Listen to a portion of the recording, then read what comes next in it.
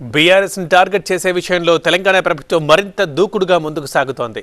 Warangal ring road, పౌర సరఫరాల శాఖ అప్పులు, కృష్ణానదీ జలాలపై గత సర్కార్ తీరుని తప్పుబట్టారు మంత్రులు.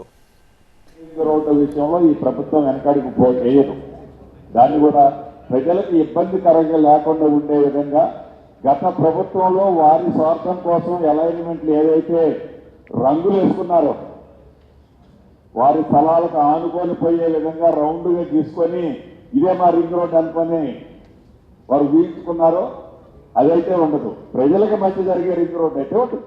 ఈ భారం ఈరోజు డిలే పేమెంట్తో పెరిగినటువంటి ఇంట్రెస్ట్, ప్రిన్సిపల్ అమౌంట్ ఇవన్నీ కలిసి తడిసి మోపడుతూ ఉన్నాయి. ఇవాళ తప్పనిసరి పరిస్థితుల్లో మళ్ళీ తిరిగి రైతుల దగ్గర నుంచి పండించినటువంటి ప్రతి గింజని కొనుగోలు చేయడం కోసం ఈ లెక్కలు చూస్తూ ఉంటే వాళ్ళకి మళ్ళీ వాళ్ళు వచ్చి చెప్తే మీరు అర్జెంటుగా మాకు బ్యాంక్ గ్యారెంటీ ఇస్తే తప్ప కొనలేని పరిస్థితి 10 ఏళ్ళు నెట్టేశారు.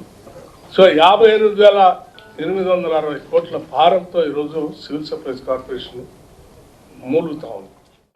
ఇరిగేషన్ ప్రాజెక్ట్స్ పద్ధతి అక్కడనేమో సంగమేశ్వర్ లిఫ్ట్ ఇరిగేషన్, మరి వేరే చోట డైవర్షన్ తీసుకొని కృష్ణా వాటరు టిఆర్ఎస్ పార్టీ అధికారంలో వచ్చిన తర్వాత లెక్కలతో సహా చెప్తున్నా 8 to 10 TMC additional water Krishna నది నుంచి ఆంధ్రప్రదేశ్ ప్రభుత్వం తీసుకుపోతుంటే నోరు మెదపని వీళ్ళు